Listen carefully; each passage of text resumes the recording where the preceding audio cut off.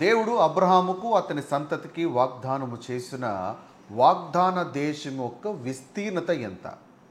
అది నేటి ఇజ్రాయెలు దేశమా లేక అంతకంటే ఎక్కువగా విస్తీర్ణతలో ఉందా? యూదులు ఈ భూభాగాన్ని పూర్తిగా ఎప్పుడు స్వాధీనపరుచుకుంటారు? మొదటి పునరుద్ధానము అనగా ఏమి? ఈ పునరుద్ధానములో ఎవరు లేపబడతారు? ఈ పునరుద్ధానములో క్రైస్తవులు ఉంటారా? మొదటి పునరుద్ధానంలో 4 గ్రూప్స్ పాల్గొంటాయి. అవి ఏవి? ప్రకటన గ్రంథములో దేవుని వాక్యం నిమిత్తము హతసాక్షులైన వారు ఎవరు? వీరు క్రైస్తవులని అనేకులు బోధించుటలో ఉన్న వాస్తవం ఎంత? 7 ఏళ్ల శ్రమలు ఎవరికి సంభవిస్తాయి? అందులో క్రైస్తవులు ఉంటారా? సంఘము ఎత్తబడిన తర్వాత యేసు రెండవ రాకడలో సంఘము ఆయనతో పాటు తిరిగి భూమి మీదికి రాదు అనుటకు లేఖనాధారాలు ఏమిటి? సంఘము మధ్యాకాశంనకు ఎత్తబడిన తరువాత అక్కడ ఏమి చోటు చేసుకుంటుంది? క్రీస్తు న్యాయపీఠము మరియు ధవల సింహాసనము రెండు ఒకటేనా లేకపోతే వేరువేరా? ఎఫెసీ 1:10 మరియు కొలస్సీ 1:20లో రాయబడినది ఎప్పుడు నెరవేరుతుంది? అపవాది మరియు వాడి దూతలు పాపము చేసిన వారు ఇంకా మధ్యాకాశములోనే ఉండుటకు కారణమేమి? వారు ఎప్పుడు ఎలా భూమి మీదకే పడద్రోయబడతారు? వారు పడద్రోయబడిన తరువాత భూమి మీద ఏమి జరుగుతుంది? ప్రకటన గ్రంథంలో ఉన్న స్త్రీ మరియు మగ శిశువు ఎవరు? ఈ స్త్రీ క్రీస్తు శరీరమను సంఘమని, మగ శిశువు ప్రభువైన క్రీస్తు అని అనేకులు బోధిస్తున్న దానిలో నిజమెంత? ధవల సింహాసనం ఎదుట మరియు అగ్నిగుండంలో ఎవరు ఉంటారు? హాయ్, నేను మీ రవికుమార్ నీటూరు, పాస్టర్ మరియు బైబిల్ టీచర్. 3 గుంపులు 3 గమ్యాలు అను ఈ సబ్జెక్ట్లో ఈ టాపిక్స్ అన్నీ డీప్గా స్టడీ చేయబోతున్నా. ఇది ఎంతో లోతైన వివరణతో కూడినటువంటి లెసన్ కాబట్టి వీడియో కొంచెం లెంత్ అయినా ఎక్కడా స్కిప్ చేయకుండా ఈ వీడియో పూర్తిగా వాచ్ చేస్తూనే మీకు సబ్జెక్ట్ మీకు క్లియర్గా అర్థమవుతుంది. ఒకవేళ మీరు త్వరగా వాచ్ చేయాలంటే ఈ యొక్క వీడియోని 2x స్పీడ్లో పెట్టుకొని వీడియో మీరు వాచ్ చేయొచ్చు. అలాగే ఈ యొక్క లెసన్ని ప్రారంభించే కంటే ముందుగా మీ దగ్గర నోట్స్, బైబిల్ మరియు పెన్ సిద్ధంగా ఉందా? లేకపోతే వీడియో పాజ్లో ఉంచి దయచేసి వాటిని తెచ్చుకొని సిద్ధంగా ఉంచుకొని ఆ తర్వాత వీడియోని వాచ్ చేయాల్సిందిగా మనం చేస్తూ ఉన్నాం. మీరు కేవలం వాచ్ చేస్తే మీకేమీ అర్థం కాకపోవచ్చు. నాతో పాటు చాలా రెఫరెన్స్లు మీరు పరిశీలన చేయాలి, నోట్స్ రాసుకోవాలి. అప్పుడే మీకు లేఖనము స్పష్టంగా అర్థమవుతుంది. అలాగే సత్యవాక్యం సరిగా విభజించు అను ఈ సిరీస్లో ఇదివరకు చాలా టాపిక్స్ని కవర్ చేశాం. ఒకవేళ మీరు నా ఛానల్కి కొత్తగా వచ్చినట్లయితే దయచేసి నా ఛానల్లో ప్లేలిస్ట్లోకి వెళ్ళండి. అక్కడ ప్రీవియస్ లెసన్స్ అన్నీ అక్కడ ఉంటాయి. సో తప్పకుండా వాచ్ చేయండి. అట్లీస్ట్ మొదటి 3 లెసన్స్ మీరు వాచ్ చేసిన సత్యవాక్యం ఎందుకు విభజించాలి, ఎలా విభజించాలి, ఇవన్నీ కూడా కవర్ చేసాం. మరి రిపీట్ చేస్తే వీడియో లెంత్ అవుతుంది కనుక దయచేసి please do watch my previous videos. అలాగే ఈ వీడియో మీకు నచ్చినట్లయితే దయచేసి లైక్, కామెంట్ రూపంలో మీ ఫీడ్బ్యాక్ని తెలియజేయవలసిందిగా మనం చేస్తున్నాం.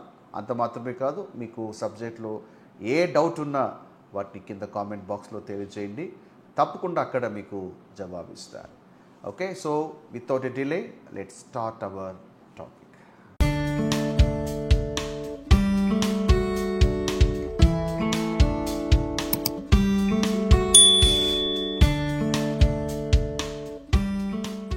మీకు తెలుసా, మానవుడు ఎప్పటికీ శాశ్వతంగా నిత్యము గడిపే స్థలాలు అంటే ఎవర్లాస్టింగ్ రెలమ్స్ మొత్తం 3 ఉన్నాయి.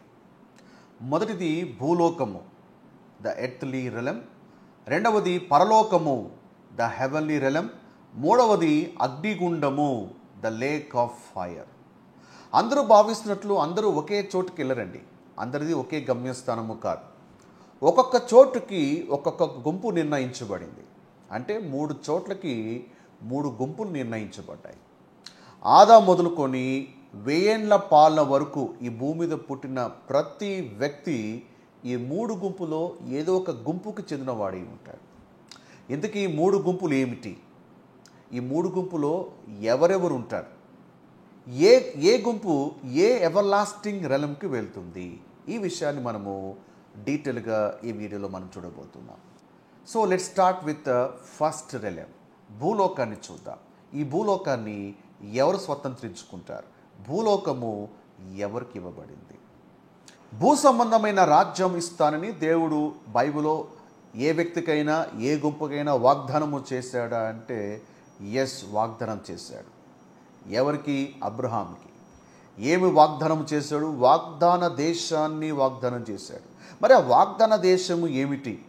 అది కేవలము ప్రస్తుతం ఉన్నటువంటి ఇజ్రాయెల్ దేశము మాత్రమేనా, లేకపోతే అంతకంటే ఎక్కువగా? అంటే అంతకంటే ఎక్కువగానే వాగ్దానం చేశాడు. చాలామందికి ఉన్నటువంటి భావన ఏమంటే ఇప్పటివంటి ఇజ్రాయెల్ దేశ భూభాగం మాత్రమే దేవుడు ఇజ్రాయెల్కు వాగ్దానం చేశాడు. కాదు, దానికంటే గొప్పది వాగ్దానం చేశాడు. దేవుడు వాగ్దానం చేసిన వాగ్దాన భూమి యొక్క విస్తీర్ణత ప్రస్తుతం ఇజ్రాయెల్ దేశము కంటే చాలా గొప్పది, చాలా ఎక్కువ. మరి ఆ వాగ్దాన దేశము యొక్క కొలతలు బైబిల్ ఏమైనా ఉన్నాయా? ఎక్కడి నుంచి ఎక్కడి వరకు ఇస్తాను అని బైబిల్లో దేవుడు స్పష్టమైన వివరణ ఎక్కడైనా ఇచ్చాడా అంటే ఎస్, ఇచ్చాడు. ఆదికాండం 15వ అధ్యాయము 18 నుంచి 21వ వచనం వరకు మీరు చదవాలి. 18వ వచనంలో రాయబడింది, ఆ దినమందే యెహోవా ఐగుప్తు నది మొదలుకొని గొప్ప నది అయిన యూఫ్రటీస్ నది వరకు ఈ దేశమును, అంటే దేవుడు వాగ్దాన భూమి యొక్క సరిహద్దులు ఇస్తున్నాడు. ఎక్కడి నుంచి ఎక్కడి వరకు? ఐగుప్తు నది మొదలుకొని, అంటే ఐగుప్తు నది ఏంటి? River Nile. ఐగుప్తులో ప్రవహించేటువంటి నది ఏంటి? నైలు నది. అంటే నైలు నది మొదలుకొని యూఫ్రటీస్ నది వరకు అంతటి భూభాగాన్ని ఇస్తాను అని దేవుడు చెప్పాడు. మరి మనకైతే మ్యాప్ లేకపోతే ఏమీ అర్థం కాదు. ఇది ఎన్నోసార్లు మనం చదివి ఉంటాం. బైబిల్ ఒక పట్టణంలో భాగంగా ఈ వచనాలను ఎన్నోసార్లు చదివి దాటుకుని వెళ్ళిపోయి ఉంటాం. కానీ మ్యాప్ ఉంటే కదా మనకు అర్థమయ్యేది. కాబట్టి మ్యాప్ లేకపోతే మనం ఏం ఊహించలేము. ఇప్పుడు ఈ యొక్క కొలతని నేను ఒక మ్యాప్లో చూపిస్తాను. అది ఎంత పెద్ద భూభాగమో చూస్తే మీకు మతిపోతుంది. రైట్, ఇదండి మ్యాప్. ఐగుప్తు నది నుంచి, అంటే ఇదిగో రివర్ నైల్, ఇక్కడ నుంచి యూఫ్రటీస్ నది. యూఫ్రటీస్ నది ఎక్కడుంది? ఇక్కడుంది. ఇక్కడ నుంచి ఇక్కడి వరకు ఈ భూభాగం, అంటే ఈ యొక్క రెడ్ కలర్ లైన్ చూసారా? ఈ భూభాగం అంతటిని దేవుడు వాగ్దానం చేశాడు. ఈ భూభాగంలో ఇప్పుడున్నటువంటి ఇజ్రాయెల్ ఎంత చిన్నదో చూడండి, చాలా చిన్నది. కాబట్టి ఇప్పుడున్నటువంటి ఇజ్రాయెల్ దేశం ఒక భూభాగం మాత్రమే కాదు, దేవుడు వాగ్దానం చేసింది దానికంటే చాలా గొప్పది. అందులో ఇజ్రాయెల్ దేశము చాలా చిన్నది. మరి ఇంతటి పెద్ద భూభాగాన్ని యూదులు ఎప్పుడు ఆక్రమించుకుంటారు? ప్రస్తుతపు దినాలైతే ఇజ్రాయెల్ ప్రజలు యెరూషలేంని స్వాధీనపరచుకోవడానికే, అంటే యెరూషలేంలో ఉన్న టెంపుల్ మౌంట్ని స్వాధీనపరచుకోవడానికే అనేక యుద్ధాలు చేస్తూ ఉన్నారు ఆ చిన్న భూభాగాన్ని. అలాంటిది ఇంత పెద్ద భూభాగాన్ని ఎప్పుడు స్వాధీనపరచుకుంటారు? ఎప్పుడు సాధ్యమవుతుంది? మరి ఇన్ని దేశాల్లో విస్తరించేటువంటి ఈ భూభాగము నిజంగా యూదులు వశము చేసుకోగలుగుతారా? ఇది సాధ్యమయ్యే పనినా? అసలు సాధ్యమైతే ఎప్పుడు సాధ్యమవుతుంది అని అంటే ఎస్, ఇది ఎప్పుడు సాధ్యమవుతుందంటే యేసయ్య రెండవ రాకడ వచ్చిన తర్వాత 1000 పాలలో ఇది సాధ్యమవుతుంది. దేవుడు అబ్రహాముకు చేసినటువంటి వాగ్దాన భూమి యొక్క నెరవేర్పు, పూర్తి నెరవేర్పు ఎప్పుడు సంభవిస్తుంది అంటే యేసయ్య రెండవ రాకడలో 1000 పాలలో సంభవిస్తుంది. సో ఈ భూభాగము ఎన్ని దేశాలు విస్తరించదో చూడండి. అంటే Syria, Lebanon, Turkey, Iraq, Jordan, Egypt, Saudi దేశాలన్నీ కూడా ఏమవుతాయి? అది కథ. ఇవన్నీ దేవుని భూభాగం. ఇదంతా ప్రస్తుతానికి వేరే వాళ్ళు ఆక్రమించుకున్నారు. కానీ 1000 పాలలో ఈ భూభాగం అంతా కూడా ఎవరి ఆధీనంలోకి వెళ్తుంది చెప్పండి? ఇజ్రాయేల్ ప్రజల ఆధీనంలోకి వెళ్ళిపోతుంది. అంటే ఆ దేశాలన్నీ కూడా ఏమవుతాయి? అది. అలాగే ఇజ్రాయిల్కి పక్కలో బల్లెముగా ఉన్నటువంటి హమాసు, హెజ్బొల్లా గ్రూపులు ఇవన్నీ కూడా ఏమవుతాయి చెప్పండి? ఇవన్నీ కూడా పోతాయి. చూడండి, బైబిల్ ఎంత ప్రొఫెటిక్గా చూడండి. ఏమి జరగబోతుందో దేవుడు బైబిల్ ముందుగానే చెప్పేశాడు. అంటే ఈ దేశాలన్నీ కూడా ఇజ్రాయెల్ దేశం కిందకు వచ్చేస్తాయి. ఈ మాట ఒకవేళ అరబు వాళ్ళతో పలుచుకుంటే కథ వేరేగా ఉంటుంది. వాళ్ళు దాన్ని డైజెస్ట్ చేసుకోలేరు, వాళ్ళు దాన్ని స్వీకరించలేరు. మొత్తానికైతే ఈ భూభాగం అంతా వారి ఆధీనంలోకి వెళ్తుంది. ఎప్పుడు? క్రీస్తు ఒక 1000 ఏళ్ల పాలలో సంభవిస్తుంది. సో ఇంతటి పెద్ద భూభాగాన్ని చెప్పండి, దేవుడు అబ్రహాంకే ఇచ్చాడా, లేదా అబ్రహాము సంతానం అంతటికినా అంటే అబ్రహాము సంతానం అంతటికి దేవుడు వాగ్దానం చేశాడు.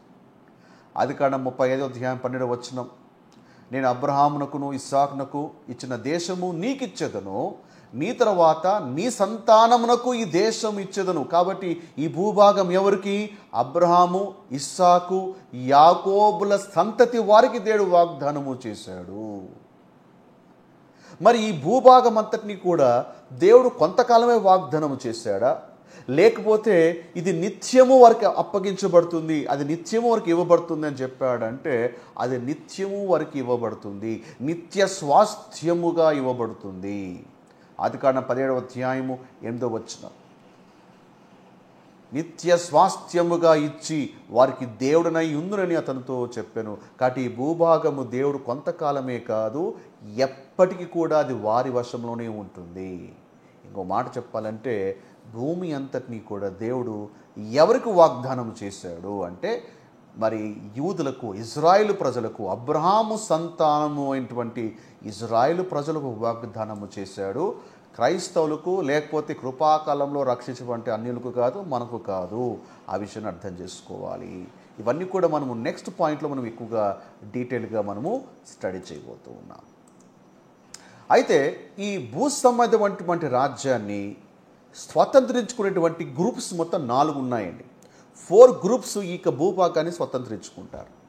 ఆ గ్రూప్స్ ఏంటో మీకు ఎక్స్ప్లెయిన్ చేస్తాను.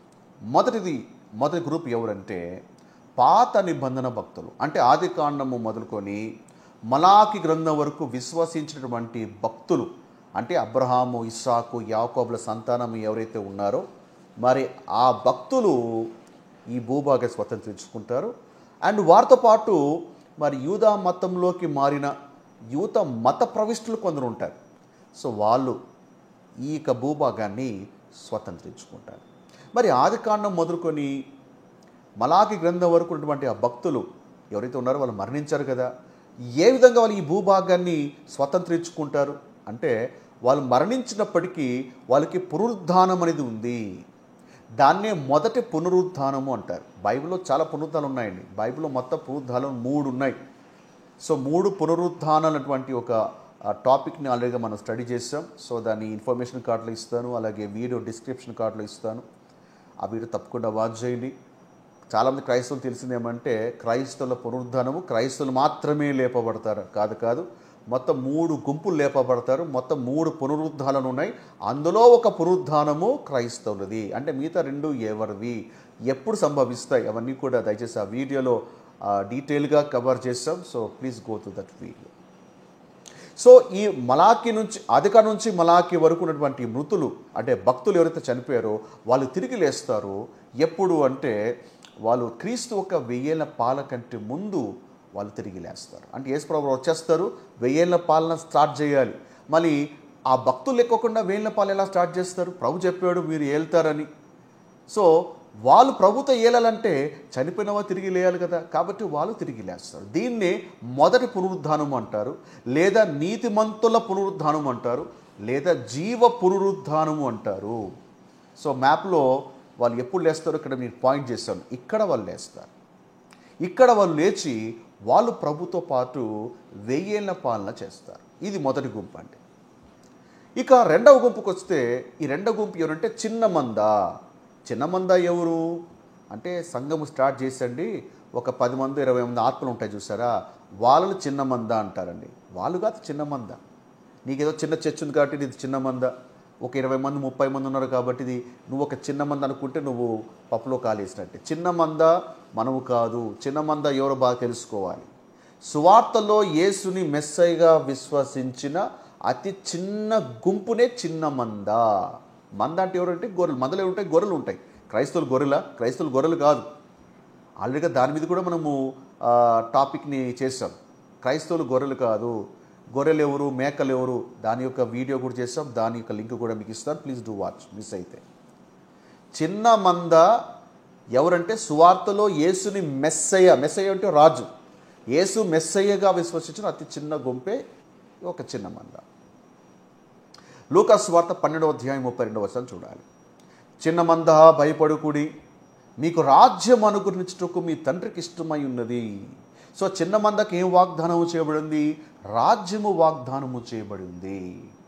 అంటే పాత నిబంధన భక్తులతో పాటు ఈ చిన్న మంద కూడా మొదటి పునరుత్థానమందు లేస్తారు.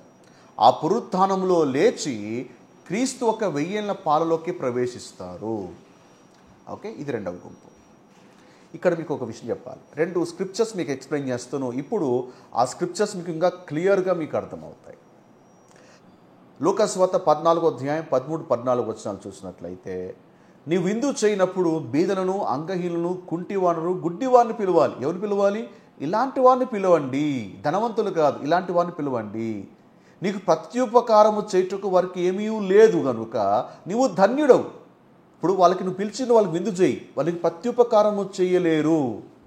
అయితే నీతిమంతుల పునరుత్థానమందు నీవు ప్రత్యుపకారము పొందుదువు. వాళ్ళనికి ప్రత్యుపకారము చేయకపోవచ్చు, కానీ వాళ్ళకు చేసినందుకు నేను మీకు ప్రత్యుపకారం చేస్తాను. ఎప్పుడు? నీతిమంతుల పునరుత్థానమందు నేను చేస్తాను. ఇప్పుడు నీతిమంతుల పునరుత్థానం ఎక్కడుంది? ఇదిగో ఇక్కడుంది. చాలామంది ఏమనుకుంటారంటే పరలోకంలో దేవుడు మనకి ప్రతిఫలం ఇస్తాడు. పరలోకంలో అఫ్కోర్స్ కృపాకాలంలో మనమైతే క్రీస్తు సంఘం అటువంటి శరీరముగా మనం ఇలాంటి పనులు చేసినప్పుడు మనకైతే పరలోకంలో మనకి ఇలాంటి ఫలితం అయితే వస్తుంది. అయితే ఇక్కడ ఈ కాంటెక్స్ట్లో దేవుడు యూదులతో మాట్లాడుతున్నాడు. యూదులు ఎవరిని కూడా దేవుడు వారికి పరలోకాన్ని వాగ్దానం చేయలేదు. మేము పరలోకానికి వచ్చేయనట్టుగా వాగ్దానం చేయలేదు. సో వాళ్ళకి బహుమానాలు, ప్రతిఫలాలు, జీతము ఇవన్నీ కూడా దేవుడు ఎక్కడిస్తాడు? పరలోకానికి తీసుకెళ్ళి అక్కడివాడు ప్రవే భూమిది దిగి వచ్చి 1000 ఏళ్ల పాలలో దేవుడు వారికి అది ఇచ్చేవాడుగా ఉన్నాడు. ఓకే, ఈ లేఖనం మీకు స్పష్టంగా అర్థమైందని అనుకుంటున్నాను.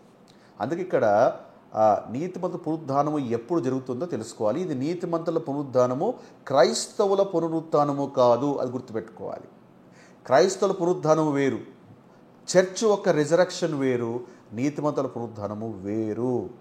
Okay, right. ఇంకొక లేఖనం చూపిస్తాను. లాజరు చచ్చిపోతాడు. మార్త మరియ చాలా బాధపడిపోతుంటారు.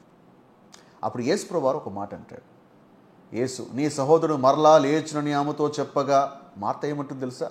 అయ్యా, అంత్యదినమున పునరుద్ధానమందు లేచునని మేము ఎరుగుదుము. అంత్యదినమున పునరుద్ధానంతో ఒకటి ఉంది, జీవ పునరుద్ధానం ఒకటి ఉంది, నీతిమంతుల పునరుద్ధానం ఒకటి ఉంది. అది మాకు తెలుసు అయ్యా, పునరుద్ధానం వస్తే లేస్తాను మాకు తెలుసు అని ప్రభు అంటున్నాడు. అందుకు ప్రభు ఏమంటాడు? పునరుద్ధానము నేనే, జీవము నేనే, నా యందు విశ్వాసం ఉంచువాడు చనిపోయినను బ్రతుకును. ఇక్కడ మార్త ఏ పునరుద్ధానం గురించి మాట్లాడుతూ ఉంది? క్రైస్తవుల పునరుద్ధానం గురించి మాట్లాడుతుందంటే కాదు. క్రైస్తవుల పునరుద్ధానము గురించి దేవుడు పౌలుకి మర్మము బయలుపరిచాడు. It is a mystery reveal to Paul. ఇక్కడ సువార్తలో అన్యులు లేరుగా, సువార్తలో సంఘమే లేదుగా.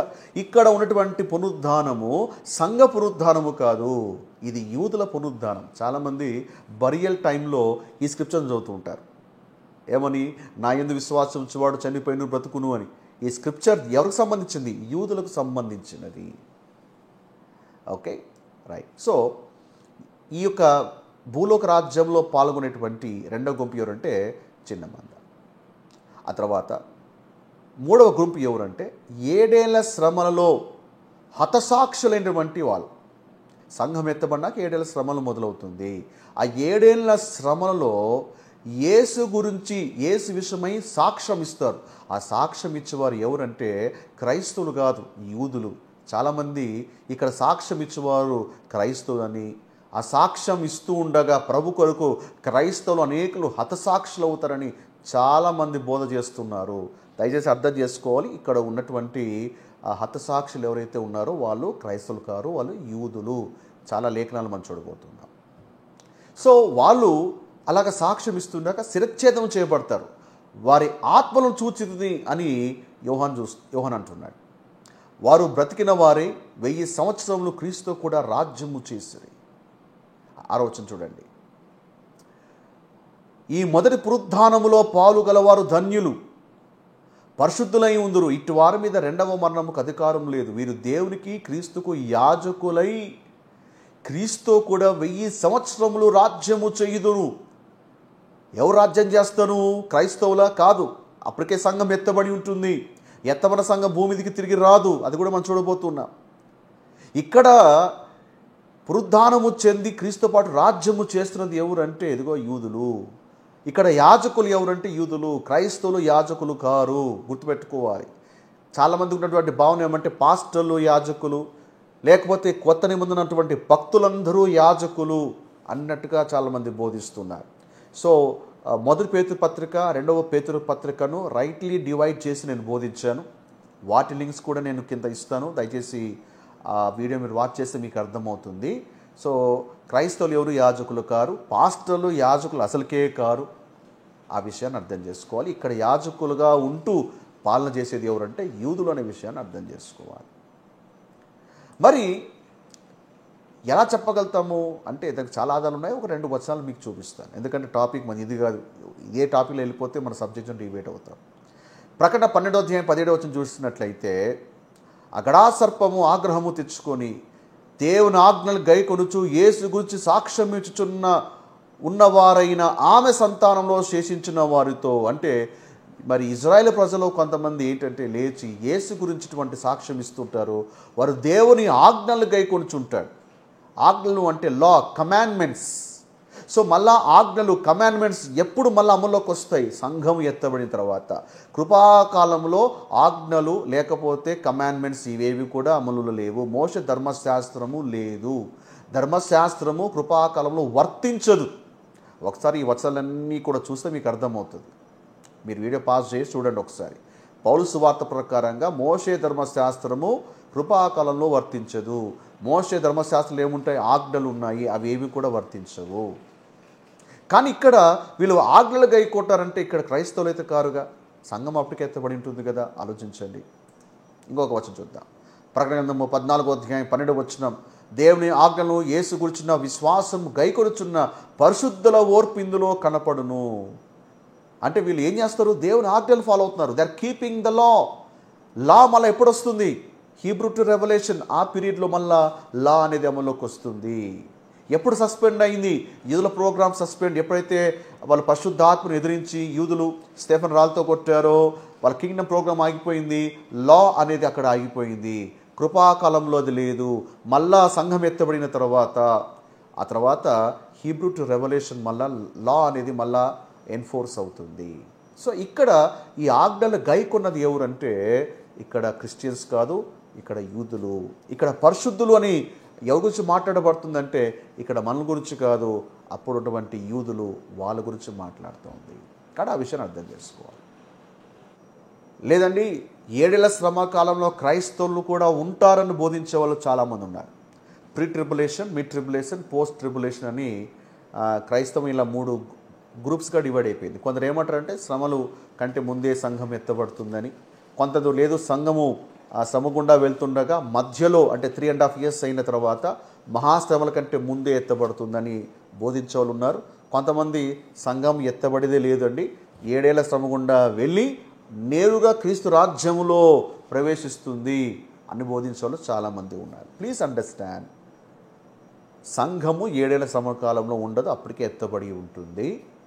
ఆ విషయాన్ని అర్థం చేసుకోవాలి. 7 ఏళ్ల శ్రమలు క్రైస్తవులకి కాదు. మరి ఎవరికండి 7 ఏళ్ల శ్రమలు? ఎవరికి అని అంటే దేవుని యొక్క వాక్యాన్ని పరిశీలన చేద్దాం. ఎందుకంటే మనం ఏది విన్నా లేఖనము మనకు ప్రామాణికంగా ఉండాలి. So call teaching, so call doctors కాదు, లేఖనం మనకు ప్రామాణికంగా ఉండాలి కదా. సో దానియేలు గ్రంథము 9వ అధ్యాయం 24వ వచనము చూడండి. అక్కడ ఏం రాయబడి ఉంది? దేవుడు దానియేలుతో అంటున్నాడు, తిరుగుబాటును మాన్పుటకు, పాపం నివారణ చేయుటకు, దోషము నిమిత్తము ప్రాయశ్చిత్తము చేయుటకు, యుగాంతము వరకున్నట్టి నీతిని బయలుపరచుటకు, దర్శనమును ప్రవచనమును ముద్రించుటకు, అతి పరిశుద్ధ స్థలమును అభిషేకించుటకు, నీ జనమునకు పరిశుద్ధ పట్టణమునకు 70 వారాలు విధించబడెను. 70 వారాలు ఎవరికి విధించబడ్డాయి? లేఖనం బాగా పరిశీలించాలి. నీ జనమునకు అంటే ఇక్కడ నీ అంటే ఎవరు? దానియేలు జనముకు. దానియేలు జనము ఎవరు? అన్యులా లేకపోతే యూదులా? యూదులు. దానియేలు యొక్క పరిశుద్ధ పట్టణం ఏది? దానియేలుకి పరిశుద్ధ పట్టణం ఏది? యెరూషలేము. అంటే 70 వారాలు ఎవరికి అంటే దానియేలు ఒక జనములకు, దానియేలు ఒక పరిశుద్ధ పట్టణానికి, అంటే యెరూషలేముకి, యూదులకి యెరూషలేముకు, దానికి 75 వారాలు విధించబడ్డాయి. అందరికీ కాదు, వాళ్ళకి విధించబడ్డాయి. ఓకే, సో 70 వారాల మీదంగా స్టడీ వెళ్తే ఇంకా చాలా డీప్గా ఉంటుంది. టాపిక్ మనది ఇది కాదు కాబట్టి జస్ట్ ఓవర్ వ్యూ చూసుకొని మనం ముందుకు వెళ్ళిపోతాం. సో ఈ మొదటి పునరుద్ధానంలో పాల్గొనేటువంటి మూడవ గుంపు ఎవరు చెప్పండి? 7 ఏళ్ల శ్రమల కాలంలో హతసాక్షులైన వారు. మొదటి గుంపు ఎవరు? ఆదికాండం నుండి మలాకి గ్రంథం వరకు ఉన్నటువంటి భక్తులు. రెండవ గుంపు ఎవరు? సువార్తలో ఉన్నటువంటి చిన్న మంద. మూడవ గుంపు ఎవరు? 7 ఏళ్ల శ్రమల కాలంలో హతసాక్షులటువంటి భక్తులు. ఇక నాలుగవ గుంపు ఎవరంటే 7 ఏళ్ల శ్రమ కాలము తర్వాత, అంటే సజీవులుగా ఉంటూ యేసు రెండవసారి వస్తారు కదా, ఆ వచ్చేటప్పటికి అప్పటికి సజీవులుగా ఉన్నటువంటి వారు కూడా ఆ 1000 ఏళ్ల పాలలోకి వెళ్ళిపోతారు. సో వీళ్ళండి, ఈ 4 గ్రూప్స్ భూలోకాన్ని స్వతంత్రించుకుంటారు. దేవుడు ఏమైతే వాగ్దానం చేశాడో ఆ రాజ్యాన్ని వీళ్ళు స్వతంత్రించుకుంటారు. అదేంటండి, క్రైస్తవులు భూలోకాన్ని స్వతంత్రించుకోదా? క్రీస్తు పాటు సంఘము తిరిగి భూమికి రాదా? వచ్చి క్రీస్తు పాటు ఈ యొక్క భూప్రపంచాన్ని ఏలదా అంటే లేదు. ఎందుకంటే సంఘమును శరీరమునకు భూలోక రాజ్యమును దేవుడు వాగ్దానము చేయలేదు. దేవుడు దాన్ని వేరే గుంపుకి ప్రామిస్ చేశాడు. వేరే గుంపుకు ప్రామిస్ చేసినటువంటి ఆ ప్రామిసెస్ని మనం హైజాక్ చేయకూడదుగా. ఎవరికి ఏది ఇవ్వబడిందో తెలుసుకోవాలి, రైట్లీ డివైడ్ చేయాలి. పౌలు అదే అంటాడు తిమోతి సత్యవాక్యం సరిగా విభజించు అంటున్నాడు. అంటే బైబిల్లో 2 రకాల సత్యాలు ఉన్నాయి. మనం అబద్ధము సత్యము వేరు చెడు గురించి పౌలు చెప్పట్లేదు. 2 సత్యాలే. ఇజ్రాయెల్కి ఇవ్వబడినటువంటి సత్యం ఒకటి ఉంది, సంఘానికి ఇవ్వబడినటువంటి సత్యం ఒకటి ఉంది. ఈ 2 సత్యం నుంచి వేరు చెయ్యి. ఎవరికి ఏ సత్యం ఇవ్వబడిందో తెలుసుకో అన్నట్టుగా పౌలు తిమోతిని హెచ్చరిస్తూ ఉన్నాడు. So earthly Kingdom is never promise to the church. సంఘం భూమికి రాదండి. సంఘం ఎత్తపడినాక భూమికి రాదు. సో ఇది తెలుసుకోవాలంటే మనం రెండో పాయింట్లోకి వెళ్దాం. సో రెండవ రెలం ఏంటి అంటే హెవెన్లీ రెలం. దీన్ని పరలోకము అని అంటారు, హెవెన్లీ రెలం అంటారు. సంఘానికి దేవుడు ఏం ప్రామిస్ చేశాడు అంటే హెవెన్ని ప్రామిస్ చేశాడు, నాట్ ఎర్త్. ఎఫెసీ 1:3 చూసినట్లయితే ఆయన క్రీస్తునందు పరలోక విషయములో ఆత్మ సంబంధమైన ప్రతి ఆశీర్వాదము మనకు అనుగ్రహించెను. ఏమంటే మన బ్లెస్సింగ్స్ ఎక్కడున్నాయి? It is in heaven. మన బ్లెస్సింగ్స్ ఎక్కడున్నాయి? పరలోకంలో ఉంది, భూమి మీద కాదు. ఈరోజు చాలామంది ఎలాంటి బోధ చేస్తారంటే ఈ వీధులు మనవే, ఈ భూమి మందే, ఈ పట్టణాలు మనవే, అడుగుపెట్టు ప్రతి స్థలము మందే. దేవునికి చెప్పాడా? దేవుడికి ఇస్తానని చెప్పాడా? దేవుడు చెప్పాడు, కానీ వేరే గుంపుకు చెప్పాడు. వేరే గుంపుకు చెప్పింది నువ్వు ఎలా అప్లై చేసుకుంటావు? అడుగుపెట్టిన ప్రతి స్థలం నాకు ఇస్తానని చెప్పే, ప్రభా నాకు ఇది కావాలి, ఆ వీధులు కావాలి, ఆ రోడ్లు కావాలి, అది కావాలి.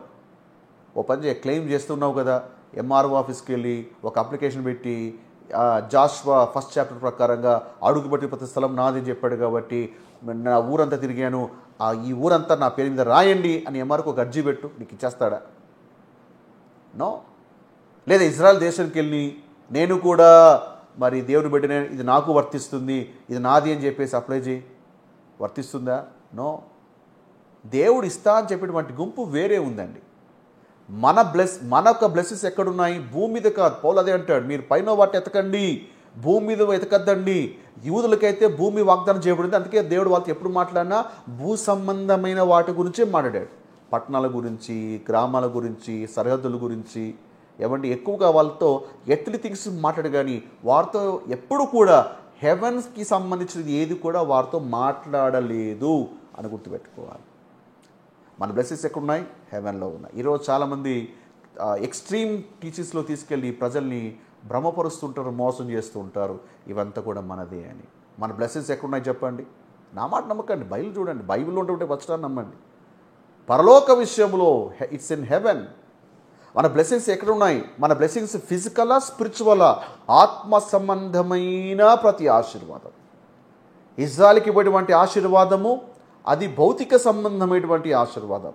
బాడీ ఆఫ్ క్రైస్ట్కి ఇవ్వటువంటి బ్లెస్సింగ్స్ ఏంటి అంటే అవి ఆత్మ సంబంధమైనవి. సో మన బ్లెస్సింగ్స్ ఎక్కడున్నాయి? అక్కడ ఉన్నాయి. అవి ఏంటో చూడబోతున్నాం మన స్టడీలో. అందుకే వీడియోని ఇక్కడే ఆపేయకండి, లాస్ట్ వరకు చూస్తేనే మీకు కాన్సెప్ట్ అర్థమవుతుంది. ఓకే, సో సంఘము ఎత్తబడిన తర్వాత, ఎందుకంటే మనకి అది వాగ్దానం చేయబడింది కాబట్టి సంఘం ఎత్తబడుతుంది. దేవుడు భూమి మీద సంఘాన్ని పెడితే ఇప్పుడు భూమి కూడా దాన్ని క్లెయిమ్ చేస్తే, ఇప్పుడు ఒక గుంపుకేమో దేవుడు అది వాగ్దానం చేశాడు, మరి సంఘానికైతే వాగ్దానం చేయబడలేదు కదా. సో అందుకే దేవుడు చర్చ్ని ర్యాప్చర్ చేస్తున్నాడు. ఎందుకంటే చర్చ్ పట్ల దేవుడికి ఒక మహోన్నతమైన ప్లాన్ ఉంది. ర్యాప్చర్ అయిన తర్వాత ఏం జరగబోతుంది అది కూడా మనం చూడబోతున్నాం. దేవుడు సంఘాన్ని తీసుకెళ్తాడు. ఎందుకు తీసుకెళ్తున్నాడు? ఒకవేళ దేవుడు భూమిని వాగ్దానం చేస్తే భూమిని ఉంచొచ్చు కదా. ఎందుకు తీసుకెళ్తున్నాడు అంటే దేవుడికి సంఘం పట్ల వేరే ప్రణాళిక ఉంది, అది గుర్తుపెట్టుకోవాలి. సో సంఘము ఎత్తబడిన తర్వాత ప్రభుతో పాటు తిరిగి మనం వెనక్కి రాదు. మన destiny is heaven, not on earth. కొన్ని స్క్రిప్చర్ చూపిస్తాను, దయచేసి శ్రద్ధగా ఆ స్క్రిప్చర్స్ని మీరు బాగా పరిశీలన చేయండి. అప్పుడు మీకు సత్యం ఏంటో మీకు అర్థమవుతుంది. ఎఫెసీ 2:7 క్రీస్తు యేసునందు మనల్ని ఆయనతో కూడా లేపి పరలోకమందు ఆయనతో కూడా కూర్చుండబెట్టెను. చెప్పాలి, నువ్వు ఎక్కడ కూర్చుంటావు? క్రీస్తు ఒక 1000 ఏళ్ల పాలనలో అంటే భూమి మీద కూర్చుంటావా, పరలోకమందు కూర్చుంటావా? పరలోకమందు కూర్చుంటావండి, భూమి మీద 1000 ఏళ్ల పాలనలో కాదు. చాలామంది ఎలా బోధిస్తుంటారు, యేసు ప్రభువు తిరిగి వస్తున్నాడు, ఈ 1000 ఏళ్ల పాలన మనం కూడా ఈ భూమి మీద కూర్చొని ప్రభుని మనం ఈ ప్రపంచాన్ని ఏలబోతున్నాము, ఇదే అమెరికా, ఇదే ఆసియా ఖండాన్ని, ఇదే దేశాన్ని మనం ఏలబోతున్నాం. ఇది ఇంత పిచ్చి బోధ. దయచేసి ఆ బోధల మీద పడద్దండి. నువ్వు వెళ్ళి ప్రభుతో పాటు అక్కడ కూర్చొని నువ్వు వెళ్తుంటే ఇంకా యూదులు ఎక్కడికి పోవాలా? ఆలోచించండి ఒకసారి. నువ్వు పరలోకమందు దేవుడిని కూర్చుండే పెడుతున్నాడు. Because haven is promise for the body of Christ.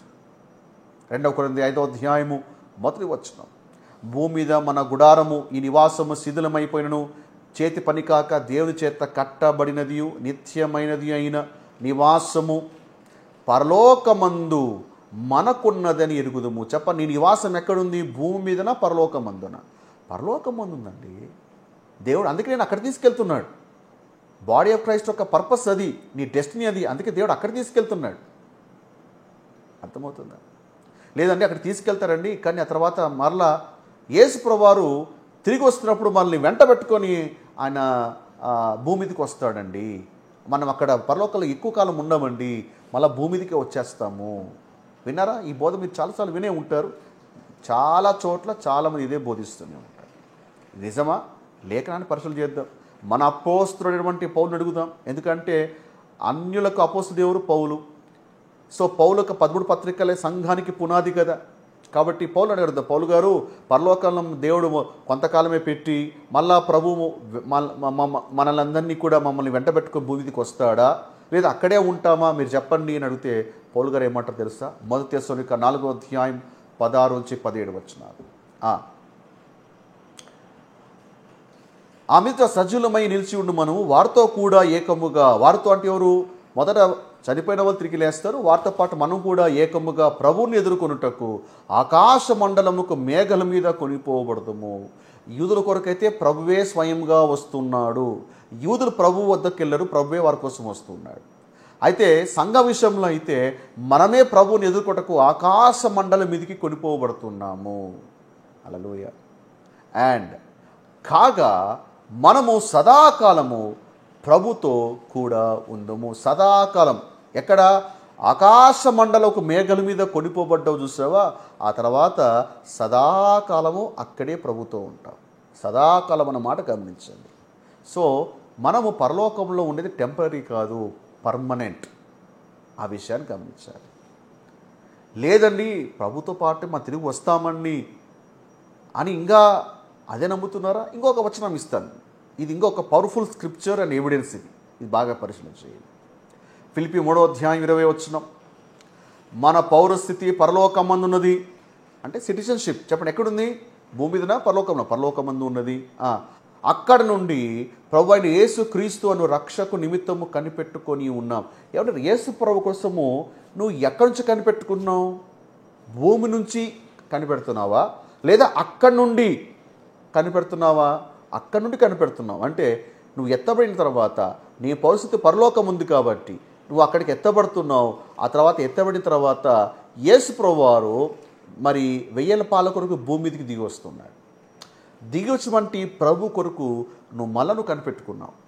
So ఇవన్నీ మనం డిస్కస్ చేయబోతున్నాం. Praise God. సో అక్కడ నుండి మనం వెయిట్ చేస్తాం. సంఘం ఎత్తబడిన తర్వాత అక్కడ నుండి ప్రభు కొరకు నువ్వు కనిపెట్టుకొని ఉన్నావు. అంటే ఏంటి? ప్రభు నేను వెంట పెట్టుకొని భూమి మీదకి రావట్లేదనే కదా. ఆ విషయాన్ని ఆలోచించాలి. Praise God. అయితే ఎవరు ఎత్తబడతారు? యేసు ప్రభు మధ్యాకాశకు వచ్చినప్పుడు ఎవరు ఎత్తబడతారు? పాత నిబంధనలు వంటి భక్తులందరూ ఎత్తబడతారా? ఎందుకంటే మృతులైన వారు మొదట లేస్తారు కదా. ఆ మృతులైన వారు మొదట లేస్తారు అంటే ఆది కాండం మొదలుకొని అప్పటి వరకు ఉన్నటువంటి ఎవరైతే ఉన్నారో ఆ భక్తులందరూ లేస్తారా అంటే వాళ్ళందరూ అప్పుడు లేయరు. కేవలం కృపాకాలంలో రక్షించబడినటువంటి భక్తులు మాత్రమే లేస్తారు. చనిపోయిన వారు లేస్తారు, సజీలుగా ఉన్నవారు కొనిపోబడతారు. కృపాకాలంలో ఉన్నవారు మాత్రమే, ఆ మాట గమనించాలి. అంతకుముందు కృపాకాలం కంటే ముందు ఉన్నటువంటి భక్తులు ఎవరైతే ఉన్నారో వాళ్ళు లేవరు. వాళ్ళు ఎప్పుడు లేస్తారు అంటే వాళ్ళు మొదటి పునరుత్థానం ముందు లేస్తారు. అంటే చర్చ్ ర్యాప్చర్ మొదటి పునరుత్థానము కాదు అని గుర్తుపెట్టుకోవాలి. ఎందుకు మొదటి పునరుత్థానము కాదు అంటే, ఎందుకంటే church rapture is a mystery. అందుకే సువార్తలో మనకు అది కనపడదు కదా, అది మర్మముగా ఉంది కదా. సో వాళ్ళ ప్రకారంగా మొదటి పునరుత్థానం ఏంటి? యూదుల పునరుత్థానం. అది వాళ్ళ ప్రకారంగా అది మొదటి పునరుత్థానం. మంది మిస్టరీ ర్యాప్చర్, మిస్టరీ ప్రోగ్రామ్ ఇది. ఓకే. సో ఈ యొక్క పీరియడ్లో, గ్రేస్ పీరియడ్లో నమ్మినటువంటి భక్తులు మాత్రమే, ఈ పీరియడ్లో నమ్మినటువంటి భక్తులు మాత్రమే వాళ్ళు లేస్తారు. సజీవంగా ఉన్నవారు కొనిపోబడతారు. అర్థమవుతుందా? అయితే మరి యేసు ప్రభువు రావట్లేదు ఏంటండి? యేసు ప్రభువు ఇంకా వస్తాను అని చెప్పాడు, ఇంకా రావట్లేదు ఏంటి? ఈరోజు చాలామందికి అదేటువంటి ప్రశ్న. సువార్తలతో కూడా ఇదిగో నేను త్వరగా వచ్చుచున్నాను, దేవుని రాజ్యము సమీపించింది, ఇదిగో అన్న ద్వారముదుట నిలబడి ఉన్నాడు, ఇదిగో అదుగో అదుగో అన్నట్టుగా సువార్తలను అపోస్తల కార్యంలో ఆ దశకు అడుగులు పడుతున్నాయి. అదుగో ఇదిగో ఇదిగో అని ఇప్పటికి 2000 సంవత్సరాలు అవుతుంది కదా. ఇంకా ప్రభు రావట్లేదేంటి? వస్తాడవంటి ప్రభు రావట్లేదేంటి? మనమేమో ఇదిగో వచ్చేస్తున్నాడు అని చెప్తూనే ఉన్నారు. చాలామంది ఉన్నటువంటి ఇక థాట్ అది నిజమే కదా. ప్రభు వస్తాను 2000 సంవత్సరాలు అయిపోయింది, ఇంకా రావట్లేదేంటి? ఇక కర్ణాక సుగుణ లాంటి వాళ్ళు ఏం చేస్తారంటే కొంచెం వ్యంగ్యంగా ప్రభు రాకడకు ఎక్స్పైరీ డేట్ అనేది వచ్చేసిందండి, ఎక్స్పైర్ అయిపోయింది అండ్ ప్రామిస్ ఎక్స్పైర్ అయిపోయింది, అందుకే రావట్లేదు అన్నట్టుగా వ్యంగ్యంగా మారుతుంటారు. క్రైస్తవులు కూడా చాలా డౌట్ ఉంటుంది, ఎందుకు ప్రభు రావట్లేదు? అర్థం చేసుకోవాలి. కింగ్డమ్ ప్రోగ్రామ్ అయిపోయినాక గ్రేస్ ప్రోగ్రామ్ స్టార్ట్ అయింది. ఇది మిస్టరీ ప్రోగ్రామ్. ఇది వస్తున్న సంగతి కింగ్డమ్ ప్రోగ్రాంలో కింద ఉన్నటువంటి వాళ్ళకి ఎవరికి, సువార్తల్లో ఉన్న వాళ్ళు ఎవరికి, పౌలు కంటే ముందున్న వారికి ఎవరికి తెలియదు ఈ గ్రేస్ ప్రోగ్రామ్ వస్తుందని. ఇది వస్తే ఈ ప్రోగ్రామ్ సస్పెండ్లో ఉంటుంది, మళ్ళీ ఈ ప్రోగ్రామ్ అయిపోయినాక మళ్ళీ ఈ ప్రోగ్రామ్ కంటిన్యూ అవుతుందన్న సంగతి వారికి ఎవరికి తెలియదు. అది పౌలు ద్వారా బయలుపరచబడింది. అయితే ఎందుకు యేసు ప్రభువారు రెండవ రాకడంగా ఎందుకు సంభవించలేదంటే, ప్రస్తుతము గ్రేస్ ప్రోగ్రాం నడుస్తుంది. ఈ గ్రేస్ ప్రోగ్రాంలో చాలామంది అన్యుల రక్షణ కార్యం జరుగుతుంది. అన్యుల ప్రవేశము ఎప్పుడైతే సంపూర్ణమవుతుందో, రోమా 11:25, ఎప్పుడైతే అన్యుల ప్రవేశం సంపూర్ణమవుతుందో ర్యాప్చర్ అప్పుడు జరుగుతుంది. అర్థమవుతుందా? ర్యాప్చర్ ఎప్పుడు జరుగుతుంది? అన్యుల ప్రవేశం సంపూర్ణమవ్వాలి. ఎప్పుడు సంపూర్ణమవుతుందో నాకు తెలుసా? తెలియదు. మొత్తానికైతే ప్రభుకు తెలుసు సంపూర్ణం ఎప్పుడవుతుందో. ఆ సంపూర్ణమైనప్పుడు అప్పుడు యేసు ప్రభువారు వచ్చి సంఘాన్ని తీసుకెళ్ళిపోతాడు. సంఘాన్ని తీసుకెళ్ళిపోయినాక ఇంకా కింగ్డమ్ ప్రోగ్రాం వడివడిగా అడుగులేస్తుంది. 7 ఏళ్ల శ్రమలు, 7 ఏళ్ల శ్రమల తర్వాత 1000 ఏళ్ల పాలన, అంటే యేసు రెండవ రాకడ 1000 ఏళ్ల పాలన, ఇంకా చక్కచక్క అడుగులు పడిపోతాయి. సో రైట్ నౌ కృపాకాలములో దేవుడు ఏం చేస్తున్నాడు? అన్యుల రక్షణ అనేది జరుగుతూ ఉంది, అన్యుల ప్రవేశం జరుగుతుంది. ఎప్పుడైతే ఈ కృపాకాలంలో నీ ప్రవేశం చోటు చేసుకుంటుందో నువ్వు ధన్యుడువు. పరలోకంలో నీకు ఉన్నటువంటి స్థానము, ఆధిక్యత అంతా ఇంత కాదు. అవన్నీ కూడా కొంచెం క్లుప్తంగా మనం ఈ వీడియోలో చూడబోతున్నాం. Praise God. అందుకే అవకాశం ఉండగా మిస్ చేసుకోకూడదు కృపాకాలంలో. సో రక్షించబడకపోతే ఇదే రక్షించబడడానికి ఇదే రైట్ ఆపర్చునిటీ. అండ్ ఈ కృపాకాలంలో పరిశుద్ధాత్ముని యొక్క పరిచర్య ఏంటి? కృపాకాలంలో పరిశుద్ధాత్ముడు ప్రజల్ని దేవుని రాజ్యం కోసం సిద్ధం చేస్తున్నాడా అంటే నో. కింగ్డమ్ ప్రోగ్రాం ఆగిపోయింది, కింగ్డమ్ ప్రోగ్రాం సస్పెండ్లో ఉంది. ఇక్కడ కృపాకాలంలో పరిశుద్ధాత్మ దేవుడు రాజ్యం కోసము ప్రజలు సిద్ధం చేయట్లేదు. క్రీస్తు శరీరమైన సంఘాన్ని కడుతున్నాడు. దేవుని రాజ్యము కాదు అని గుర్తుపెట్టుకోవాలి. ఈరోజు చాలామందికి తెలియక కృపాకాలంలో కూడా రండి దేవుని రాజ్యం కడదాం, రండి దేవుని రాజ్యం కడదాం. మనం ఇక్కడ రాజ్య కాన్సెప్ట్ లేదు. అందుకే మీరు పౌలు సువార్త బాగా చదవండి. He never speaks about the kingdom. కృపాకాలంలో పరిశుద్ధాత్మ దేవుడు సంఘం అటువంటి శరీరాన్ని కడుతున్నాడు, నాట్ ద కింగ్డమ్. సంఘం ఎత్తబడినాక ఆ తర్వాత మళ్ళీ కింగ్డమ్ ప్రోగ్రామ్ స్టార్ట్ అవుతుంది. ఓకే, ఆ విషయాన్ని అర్థం చేసుకోవాలి. సార్ బాగానే ఉంది, సంఘము ఎత్తబడుతుంది, ర్యాప్చర్ గురించి చెప్పారు, బాగానే ఉంది. ఎందుకు ర్యాప్చర్ అండి? అంటే హెవెన్ మనకు ప్రామిస్ చేశాడు కాబట్టి దేవుడు సంఘాన్ని తీసుకెళ్తున్నాడా? లేదా అక్కడ సంఘాన్ని తీసుకెళ్ళిన తర్వాత అక్కడ ఏమి జరుగుతుంది? మధ్యాకాశానికి సంఘం ఎత్తబడిన తర్వాత అక్కడ ఏమి చోటు చేసుకుంటుంది? మీరు ఎప్పుడైనా ఆలోచించారా? సంఘం ఎత్తబడినాక ఏం జరుగుతుంది? చాలామంది అనుకుంటారు సంఘం ఎత్తబడినాక మనకు ఒకటే పనండి, దేవదూతల వలె హల్లెలూయా హల్లెలూయా హల్లెలూయా అని దేవుని చుట్టూ కేవలం ఆరాధన చేస్తూ దేవదూతలాగా ఆరాధన వర్షిప్ చేసుకుంటూ తిరుగుతూ ఉండాలి అని. దాని కొరక దేవుడు మనల్ని తీసుకెళ్తున్నాడు. అఫ్కోర్స్ మనమంతా ఆరాధన చేస్తాం, దానిలో డౌట్ లేదు. But that is not the major purpose. ఇంకా గొప్ప ప్రణాళిక ఉంది. ఈరోజు చాలామంది తెలియక ఓన్లీ కేవలము మనము దేవుని సింహాసనం చుట్టూ తిరుగుతూ ఉంటాం, హల్లెలూయా హల్లెలూయా హల్లెలూయా. ఇంకే పని ఉండదండి, ఇంకేం ఉండదండి. ఓన్లీ వర్షిప్ తప్ప ఇంకేంది ఉండదండి. ఇది కూడా తప్పుడు బోధనే. అంటే మతము మనకి ఎన్నో బీజాలు వేసేసింది, వాటిని సరి చేసుకోవాలి.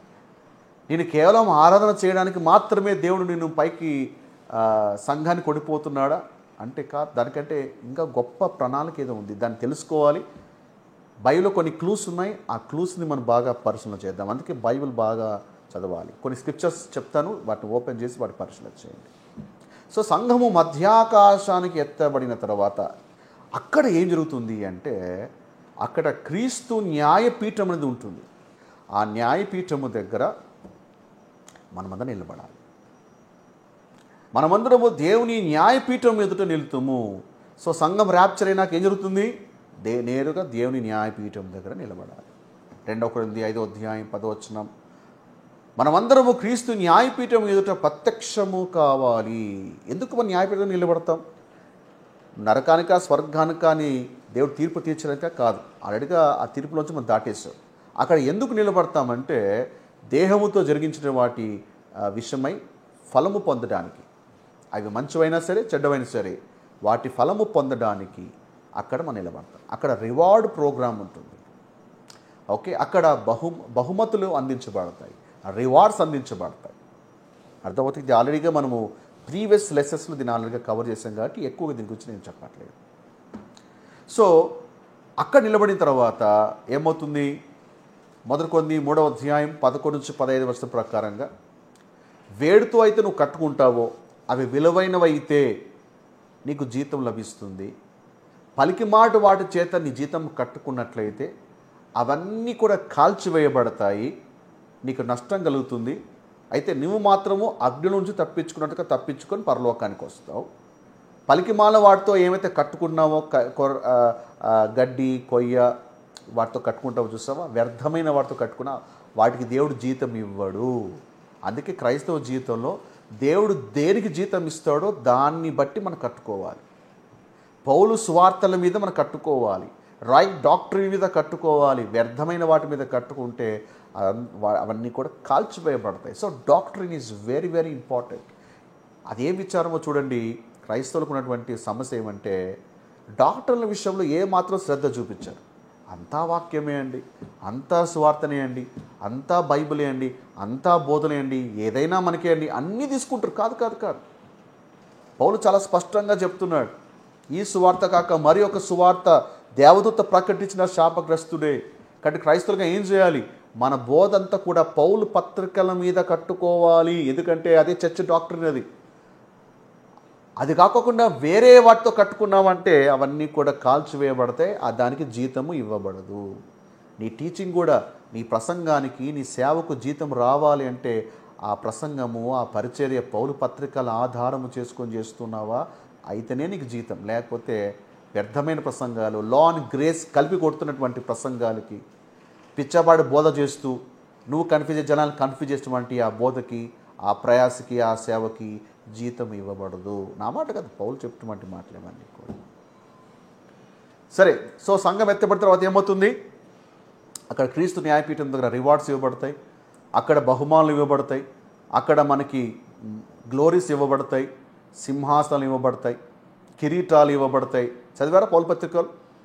సింహాసనం, కిరీటాలు. ఏమంటే సింహాసనం, కిరీటం అంటే దేనికి సంబంధించింది? పరిపాలనకు సంబంధించినది. ఇట్స్ అబౌట్ రూల్ అంటే ఏలడానికి ఏమండి సంబంధించినటువంటి అవన్నీ కిరీటాలు, సింహాసనాలు. నువ్వు కేవలం వర్షిప్ చేయడానికి సింహాసనం ఎందుకండి? నాకు అర్థం కాదు. ఎప్పుడు కూడా వర్షిప్ చేస్తూనే ఉంటే నీకు సింహాసనం ఎందుకు? నీకు కిరీటాలు ఎందుకు? సింహాసనం, కిరీటాలు ఎందుకంటే పాలన చేయడానికి, టు రూల్. ఆ విషయాన్ని అర్థం చేసుకోవాలి. రైట్, ఇంకొంచెం మనము డీప్గా మనం వెళ్ళబోతున్నాం, అర్థం చేసుకోవాలి. సో భూమిని దేవుడు ఎవరికి ఇచ్చాడు? యూదులకు ఇచ్చాడు. పరలోకాన్ని దేవుడు ఎవరికి వాగ్దానం చేశాడు? క్రీస్తు సంఘానికి వాగ్దానం చేశాడు. ఎందుకు అలాగండి? ఎందుకు రెండు వేరు దేవుడు కలిపి ఉంచచ్చు కదా? ఎందుకు డిఫరెంట్ ప్రోగ్రామ్స్ ఉన్నాయి? Different groups and different program and different destinies. ఎందుకని అలాగా? కారణం ఏంటి అంటే, ఎఫెసీ 1వ అధ్యాయం 10వ వచనాన్ని, కొలస్సీ 1వ అధ్యాయం 20వ వచనాన్ని మీరు బాగా పరిశీలన చేయాలి. ఈ 2 వచనాలు ఇంతకుముందు చదివారో లేదో నాకు తెలియదు, చదివినా మీకు అర్థమైందో లేదో నాకు తెలియదు కానీ, బట్ ఒకసారి చాలా డీటెయిల్గా దేవుని యొక్క అనాది సంకల్పం ఏంటో దాన్ని తెలుసుకోబోతున్నాం. ఇది తెలియదా మీకు? బైబిల్లో చాలా విషయాలు మీకు అర్థం కాదు. ఎందుకు 2 గ్రూప్స్ ఉన్నాయి, ఎందుకు 2 డిఫరెంట్ డెస్టినీస్ ఉన్నాయి, ఇవేమీ మీకు అర్థం కాదు. దేవుని వాక్యం అంటుంది, ఆయన సంకల్పం బట్టి ఆయన పరలోకంలో ఉన్నవే కానీ భూమి మీద ఉన్నవే కానీ సమస్తమును క్రీస్తునందు ఏకముగా సమకూర్చవలనని తనలో తాను నిర్ణయించుకునేను. అంటే క్రీస్తునందు ఏకముగా సమకూర్చాలి, to reconcile everything in Christ.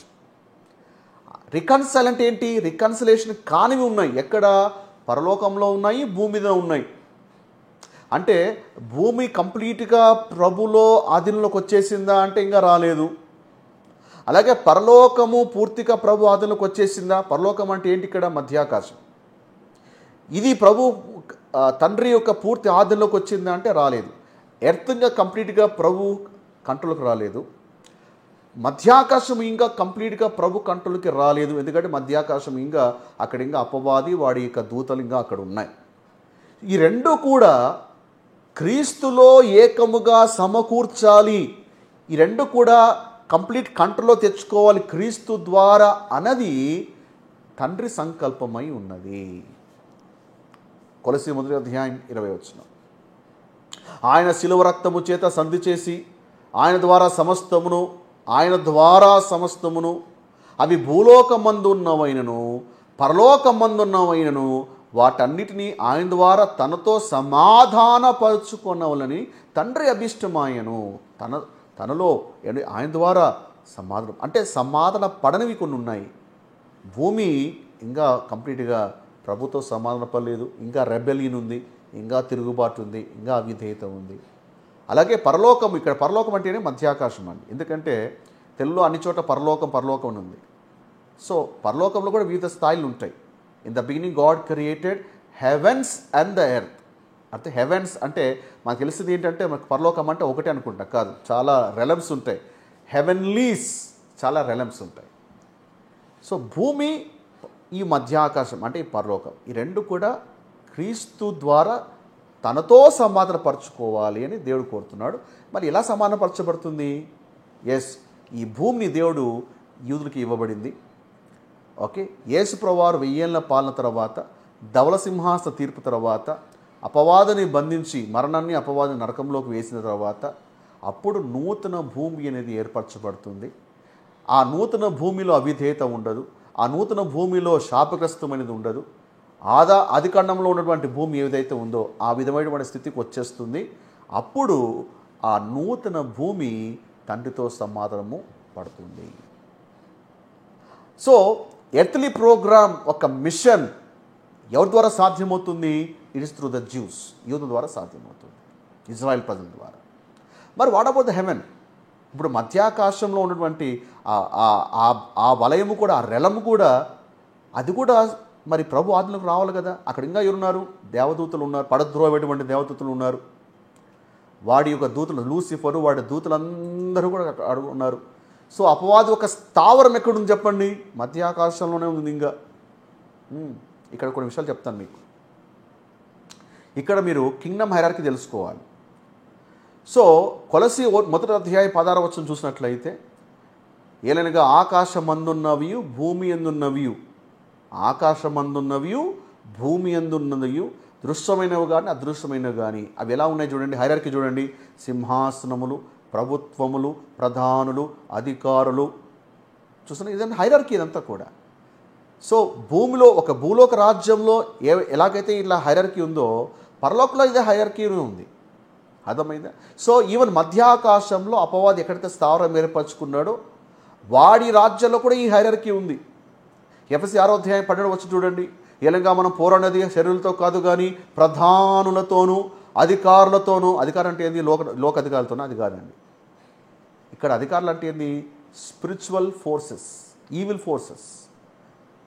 ప్రధానతోనూ అధికారులతోనూ ప్రస్తుత అంధకార సంబంధాలకు లోకనాథులతోనూ ఆకాశ మండలమందున్న దురాత్మల సమూహముతోనూ మనం పోరాడుచున్నాం. ఎందుకంటే యేసుప్రభువు మరణించి తిరిగి లేచిన తర్వాత సమస్తమైన ఆధిపత్యము కంటేను, అధికారము కంటేను, శక్తి కంటేను, ప్రభుత్వము కంటేను, అంటే ఈ యొక్క స్పిరిచువల్ హైరార్కీ కంటే ఎక్కువగా ఏంటంటే దేవుడు యేసుప్రభువు హెచ్చించబడ్డాడు. కనుక రాబోయుగమందు పేరు పొందిన ప్రతి నామము కంటేను ఎంతో హెచ్చుగా పరలోకమందు ఆయన తన కుడి పార్శ్వమున కూర్చుండి పెట్టి ఉన్నాడు. సో యేసుప్రభువు తిరిగి లేచి తండ్రి కుడి పార్శ్వమున కూర్చున్నప్పటికీ స్టిల్ ఈ యొక్క మధ్యాకాశంలో ఈ హెవెన్లీలో ఉన్నటువంటి ఈవిల్ ఫోర్సెస్ ఇంకా అలాగే ఉన్నాయి. అంటే అపవాది వాడి యొక్క దూతలు దేవునికి తిరుగుబాటు చేసినప్పటికీ వాడి స్థావరాలు అయితే ఇంకా అక్కడికి ఇంకా అలాగే ఉన్నాయి. Still they hold their positions in the mid heavens. మధ్యాకాశం ఇంకా అవి అట్లాగే హోల్డ్ చేశారు. మరి ఆ రెలము కంప్లీట్గా ప్రభు ఆధుల్లోకి రావాలి, తండ్రి ఆధుల్లోకి రావాలి కదా. సో అందుకే హెవెన్ పట్ల ఉద్దేశము కొరకే దేవుడు బాడీ ఆఫ్ క్రైస్ట్ని ఎన్నుకున్నాడు. సో సంఘము ఎత్తబడిన తర్వాత ఏం జరుగుతుందో తెలుసుకోవాలి. రివార్డ్ ప్రోగ్రాం జరుగుతుంది. అంటే క్రీస్తు న్యాయపీఠ రివార్డ్స్ మనం తీసుకుంటాం, బహుమానం తీసుకుంటాం, జీతం తీసుకుంటాం, కిరీటాలు, సింహాసనాలు రెడీగా ఉన్నాయి. ఎందుకు దేవుడు సింహాసనాలు దేవుడు ఎందుకు సిద్ధం చేశాడు? To rule. ఎందుకు నేను రూలర్షిప్లో పెట్టబోతున్నాడు అంటే అది వరకే ఒక రూలింగ్ చేస్తున్నాడు. వాడిని దేవుడు బయటికి త్రోసేయబోతున్నాడు, వాడిని బయటికి పుష్ చేయబోతున్నాడు. సో వాటిని బయటికి పుష్ చేసే కంటే ముందుగా బాడీ ఆఫ్ క్రైస్ట్ని దేవుడు ఎక్విప్ చేస్తున్నాడు. స్తోత్రం, హల్లెలూయా. క్రీస్తు సంఘం అటువంటి తన శరీరాన్ని వాడి యొక్క ప్లేసెస్లో మనల్ని రీప్లేస్ చేయడానికి దేవుడు మనకి క్రౌన్స్ ఇవ్వబోతున్నాడు, మనకి థ్రోన్స్ ఇవ్వబోతున్నాడు. Crowns and thrones are not for the angels, they are for the body of Christ. దేవుడు అక్కడ సిద్ధము చేసిన తర్వాత, రివార్డ్ ప్రోగ్రామ్స్ అంతా అయిపోయి ప్రిపేర్ చేసిన తర్వాత అప్పుడు దేవుడు మరి మిఖాయిల్ని పంపిస్తున్నాడు. మిఖాయిల్ని పంపించి ఏం చేస్తున్నాడంటే ఆ మధ్యాకాశంలో, ఆ పరలోకంలో ఉన్నటువంటి ఆ మధ్యాకాశంలో ఉన్నటువంటి ఆ అపవాదిని వాడి దూతలందరినీ కూడా బయటికి గెంటైపోతున్నాడు. ఒక పెద్ద యుద్ధము జరుగుతుంది. ప్రకటన గ్రంథము 12:7-9. అంతటా పరలోకమందు యుద్ధము జరిగేను. ఈ యుద్ధం ఎప్పుడు? సంఘము ఎత్తబడిన తర్వాత అక్కడ వార్ జరుగుతుంది. ఎందుకు వారు? ఎందుకంటే దేవుడు వాడి ప్లేస్లో బాడీ ఆఫ్ క్రైస్ట్ని రీప్లేస్ చేయబోతున్నాడు. అది అపవాదికి ఇష్టం లేదు, లూసిఫర్కి ఇష్టం లేదు. వాడి సింహాసనాలు పోగొట్టుకోవాలి, వాడి యొక్క స్థావరాల్ని వాడు వదిలిపెట్టాలి, వాడి యొక్క నివాస స్థలాల్ని వదిలిపెట్టాలి. వాడికి నచ్చదు. అందుకే అపవాది యుద్ధానికి దిగుతాడు. మిఖాయేలు అతని దూతలు ఆ ఘటాసర్పముతో యుద్ధము చేయాలని ఉండగా ఆ ఘటాసర్పము దాని దూతలు యుద్ధము చేసిరి కానీ అవండి యుద్ధాలు చేస్తారు. ఎవరితో? మిఖాయేలుతో యుద్ధం చేస్తారు. కనుక పరలోకమందు వారికి స్థలము లేకపోయేను. సో వాడు బయటికి త్రోసివేయబడ్డాడు. మిఖాయేలు ఏం చేస్తుందంటే, మిఖాయేలు వచ్చి యుద్ధం చేసినప్పుడు అపవాదిని వాడి దూతల్ని బయటికి త్రోసేస్తాడు. పరలోకంలో వారికి స్థలము లేకపోయింది. ఇప్పుడు చెప్పండి, స్థలము త్రోసివేయబడ్డక స్థలం ఉంటుందా? స్థలము ఉండదు. ఇప్పుడుంది, త్రోసివేయబడ్డాక ఇంకా హెవెన్లో ఆ మధ్యాకాశంలో వాడి ప్లేస్ని వాడు కోల్పోతాడు. కాగా సర్వలోకము మోసపుచ్చుచు అపవాదియు సాతాననియు పేరు గల ఆది సర్పమైన ఆ మహాకట్ట సర్పము పడద్రోయబడిను. అది భూమి మీద పడద్రోయబడును. సో వాడు భూమి మీదకి ఎప్పుడు పడద్రోయబడతాడు?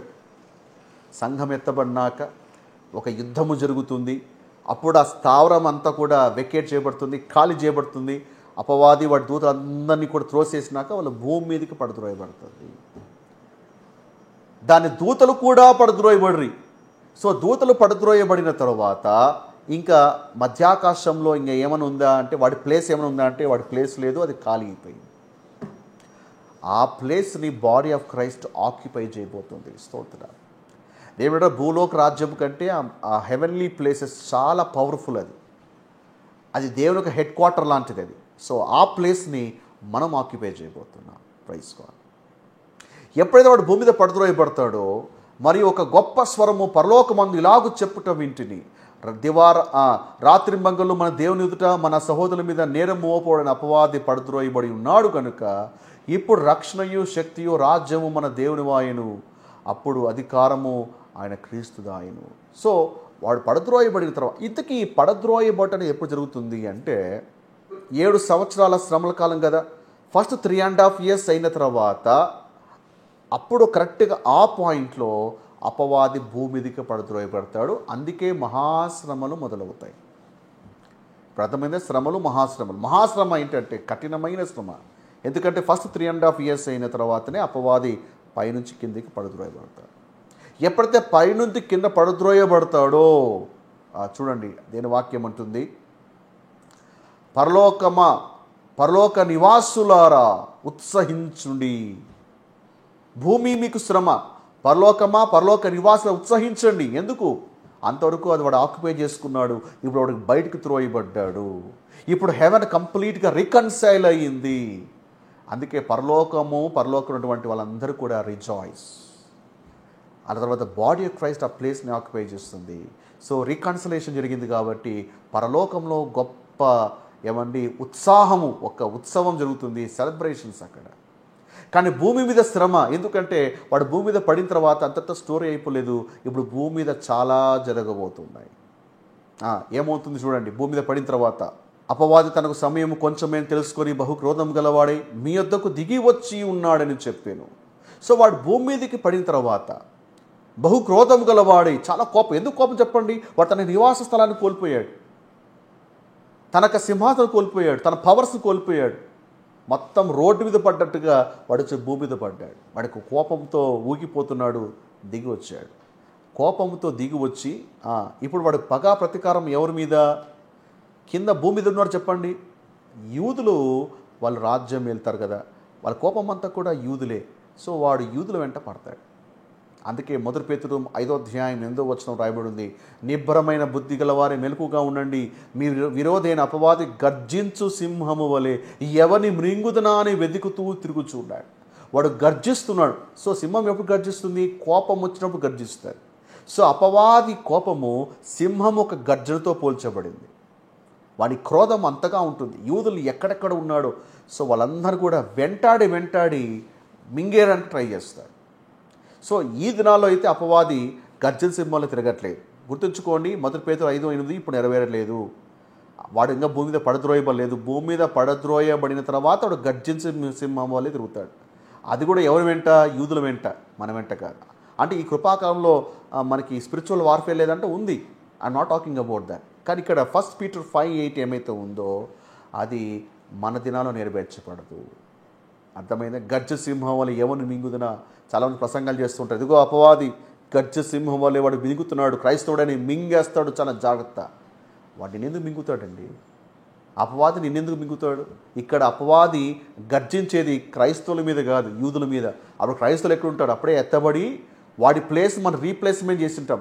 ఎప్పుడో మనం ఎత్తబడి ఉంటాం, అక్కడ ఉంటాం మనం. అక్కడికి వచ్చి వాడు మింగుతాడా? మింగడు. రెండవది, వాడి గర్జన మన మీద కాదు, వాడి దాడి మన మీద కాదు. So he is after the Jews. And ఆ గడాసర్పము తాను భూమి మీద పడద్రోయబడి ఉండుట చూచి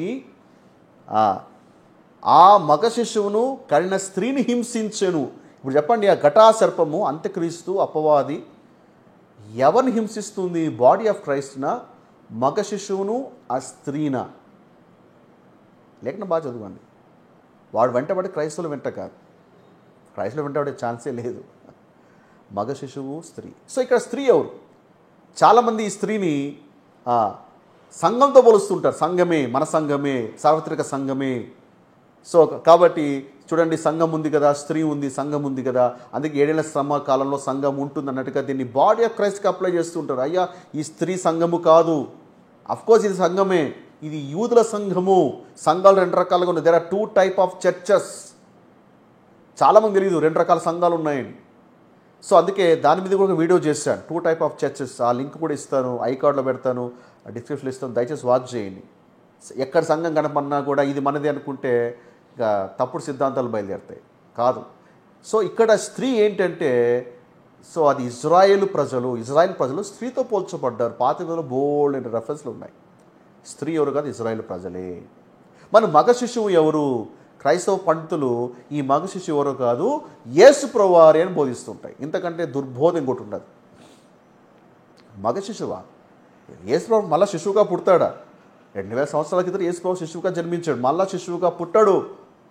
ఇక్కడ మగ శిశువు ఎవరంటే, ఇజ్రాయేలు ప్రజల్లో మెస్సయ్యాని నమ్మినటువంటి అతి చిన్న గుంపు శిశువుతో పోల్చబడ్డారు. వీళ్ళే కదా, వీళ్ళు యేసు గురించి సాక్ష్యం ఇస్తూ మెస్సయ్య గురించి ప్రకటిస్తూ ఉంటారు. వాళ్ళండి అతి చిన్న గుంపు. ఇక్కడ మగ శిశువు అంటే యేసు ప్రభు కాదు. ఇంకొంతమంది ఏం చేస్తారంటే, ఈ మగ శిశువు ఎవరో కాదండి, సంఘం శ్రమంలో వెళ్తూ ఉండగా మెచ్యూర్డ్ క్రిస్టియన్స్ వెనకాల పడతాడండి అపవాది అన్నట్టుగా. ఇంతకంటే ఇంకొక దుర్బోధం ఇంకోటి ఉండదు. ఇక్కడ స్త్రీ ఎవరు? ఇజ్రాయేలు దేశము. ఇక్కడ మగ శిశువు ఎవరు అంటే, faithful Jews who are preaching about Jesus in the tribulation period. అర్థమైందా? అయితే వారిని హింసిస్తున్నప్పుడు ఏం జరుగుతుంది? 14 వచనం. అందువలన ఆమె అరణ్యంలో ఉన్న తన చోటికి ఎగురున్నట్లు గొప్ప పక్షిరాజు రెక్కలు 2 ఆమెకి ఇయ్యబడిను. అచ్చట సర్ప ముఖమును చూడకుండా ఆమె ఒక కాలము అర్ధకాలము పోషించబడును. సో ఆ సంఘాన్ని హింసిస్తున్నప్పుడు, యూదుల సంఘాన్ని హింసిస్తున్నప్పుడు, ఇజ్రాయెల్ ప్రజలు హింసిస్తున్నప్పుడు దేవుడు వారికి డివైన్ ప్రొటెక్షన్ ఇస్తున్నాడు. దేవుడు వాళ్ళని కాపాడుతున్నాడు. ఒక చోట మరి ఎగిరిపోవడానికి దేవుడు అవకాశం ఇస్తున్నాడు. ఆ చోట ఏదో కాదు, పెట్రా అటువంటి ఒక ప్రాంతం ఉంది జోర్డాన్ దేశంలో. పెట్రా అని కొందరు పండితుల అభిప్రాయం అది. సో అక్కడ కొంతకాలం ఏంటంటే దేవుడు వారిని పోషిస్తున్నాడు. ఒక కాలము అర్ధకాలం పోషించబడుతున్నారు. ఎందుకు ఒక కాలం ఏంటి, అర్ధకాలం ఏంటి అంటే, కాలం అంటే 1 సంవత్సరం, కాలములు అంటే 2 సంవత్సరాలు, అర్ధకాలం అంటే ½ ఇయర్, 1, 2 and ½ ఎంత చెప్పండి, 3.5 years. అదే 3.5 సంవత్సరాలు. సో ఆ 3.5 years పీరియడ్లో దేవుడు వారిని అద్భుతంగా పోషిస్తున్నాడు. సో ఆ తర్వాత 7 ఏళ్ల శ్రమ తర్వాత ప్రభు వస్తాడు, 1000 ఏళ్ల పాలన, దాని సింహాసన తీర్పు. ఆ తర్వాత మరి నూతన భూమి ఏర్పరచబడుతుంది. సో భూమి ఏమో యూదుల ద్వారా రికన్సల్ అవుతుంది. But when it comes to the heaven, body of Christ యేసు ద్వారా బాడీ ఆఫ్ క్రైస్ట్ చేత రికన్సైల్ అవుతుంది. ఇదండి దేవుడు యూదుల పట్ల ఉన్నటువంటి ప్రణాళిక అండ్ బాడీ ఆఫ్ క్రైస్ట్ పట్ల ఉన్నటువంటి ప్రణాళిక. సో ఎప్పుడైతే రికన్సిలేషన్ జరుగుతుందో అప్పుడు ఎఫెసీ 1:10 ఏమైతే ఉన్నదో అది నెరవేర్చబడుతుంది. రికన్సిలేషన్ జరిగిన తర్వాత ఇంకొక అద్భుతమైనటువంటి కాలం జరుగుతుంది. ఎఫెసీ 1:20 మరి ఆయన సమస్తమును ఆయన పాదాల కింద ఉంచి, సమస్తం ఇప్పుడు అన్నీ ఆయన పాదాల కింద ఉన్నాయా, ఇంకా కంప్లీట్ కంట్రోల్కి రాలేదు, ఓ రోజు వస్తుంది. పాదాల కింద ఉంచి సమస్తము పైన ఆయన సంఘమును శిరస్సుగా నియమించెను. సో ఇప్పుడు అన్నిటి మీద ఇప్పుడు శిరస్సుగా దేవుడు ఎవరు ఉంచబోతున్నాడు? శిరస్సు ప్రభువే, కానీ అన్నిటి మీద శిరస్సుగా ఎవరు ఉంచబోతున్నాడు? బాడీ ఆఫ్ క్రైస్ట్ ఉంచబోతున్నాడు. అంటే హెవెన్లో మనము ఆ పొజిషన్స్ తీసుకున్న తర్వాత ఇక దేవుడు పాలన అంతటినీ దేవుడు ఎవరి ద్వారా చేయబోతున్నాడు అంటే బాడీ ఆఫ్ క్రైస్ట్ ద్వారా చేయబోతున్నాడు. స్తోత్రం చెప్పండి ఒకసారి. చూసారా దేవుడు ఎంత గొప్ప ప్రణాళిక ఉందో చూడండి. బాడీ ఆఫ్ క్రైస్ట్ ద్వారా అంతటినీ కూడా దేవుడు వెళ్ళబోతున్నాడు.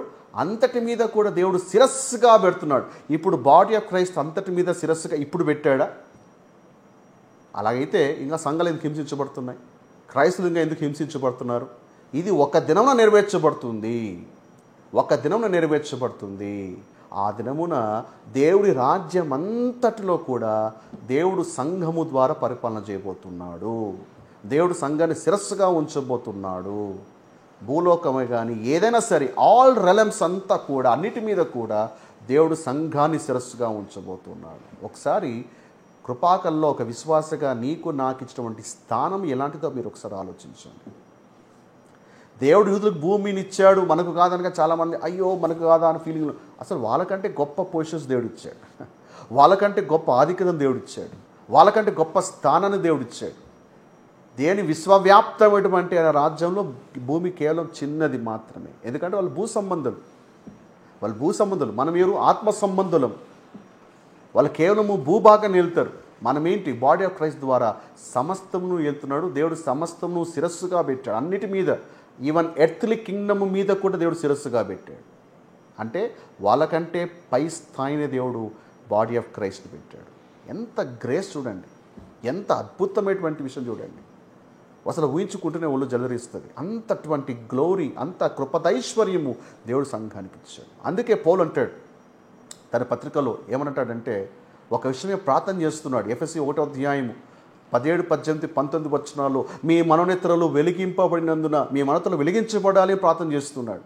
మిమ్మల్ని పిలిచిన పిలుపు వల్ల నిరీక్షణ ఎట్టిదో, పరిశుద్ధులైన స్వాస్థ్యము మహిమైశ్వర్యం ఎట్టిదో, ఆయన క్రీస్తునందు వినియోగపరిచిన బలాతిశయాన్ని బట్టి విశ్వసించి మనము ఆయనందు చూపుచున్న తన శక్తి యొక్క అపరిమితమైన మహత్యం ఎట్టిదో తెలుసుకొనని, మన ప్రభు అయిన యేసుక్రీస్తు యొక్క దేవుడు అయిన మహిమా స్వరూపి యొక్క తండ్రి తన్ను తెలుసుకుంటూ మీకు జ్ఞానము ప్రత్యక్షత గల మనస్సు అనుగ్రహించినట్లు నేను మీ ప్రార్థన యందు మిమ్మల్ని గురించి విజ్ఞాపన చేస్తున్నాను. అంటే కొన్ని విషయాలండి హెవెన్లో ఏం జరుగుతుందో తెలుసుకోవాలంటే కార్నల్ మైండ్తో మనకు అర్థం కాదండి.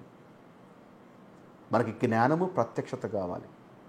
అప్పుడే కొన్ని విషయాలు అర్థం చేసుకుంటాం. చర్చ ర్యాప్చర్ అయినప్పుడు ఏం జరుగుతుంది, అక్కడ ఏం చోటు చేసుకుంటుంది, ఏమేం జరుగుతుంది, భూమి మీద ఏం జరుగుతుంది, ఇవన్నీ తెలుసుకోవాలంటే దానికి జ్ఞానము కావాలి, ప్రత్యక్షత కావాలి. అందుకే పౌలు పత్రికలు చాలామందికి ఒక పట్టణ అర్థం కావు. ఎందుకంటే అవి చాలా జ్ఞానముతో కూడినవి. పేతురుకు సైతం కూడా అర్థం కాలేదు. బట్ సబ్జెక్ట్ తెలుసుకోవాలంటే జ్ఞానము ప్రత్యక్షత కావాలి. మామూలు చదివితే అర్థం కాదు.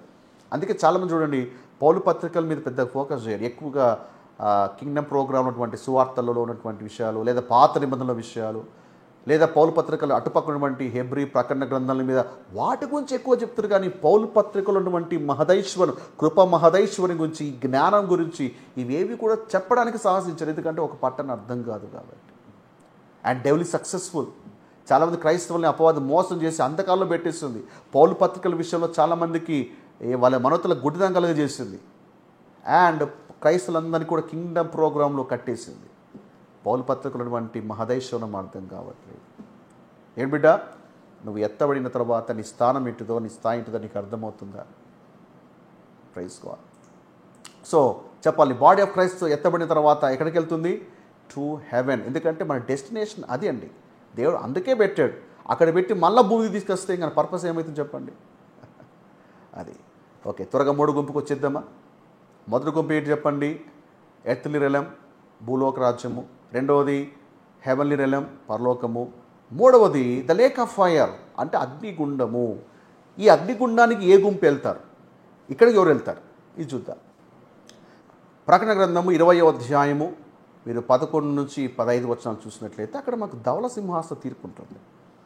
ఈ ధవళ సింహాసనం దగ్గర ఎవరు నిలబడతారు అంటే ఆదాము మొదలుకొని యేసయ్య 2వ రాకడ వరకు ఎవరైతే మృతి పొందినటువంటి అనీతిమంతులు ఎవరైతే ఉంటారో, లేదా భక్తిహీనులు ఎవరైతే ఉంటారో, ఆ చనిపోయిన వాళ్ళందరూ లేచి ఆ ధవళ సింహాసనము దగ్గర నిలబడతారు. వారు లేస్తారు, చనిపోయిన వాళ్ళు లేస్తారు. అంటే అదేంటండి, క్రైస్తవులు ఒకటే కదా పునరుద్ధానము, భక్తిహీనులు కూడా లేస్తారా? భక్తిహీనులు కూడా పునరుద్ధానం ఉందా అంటే భక్తిహీనులకు కూడా పునరుద్ధానం ఉందండి.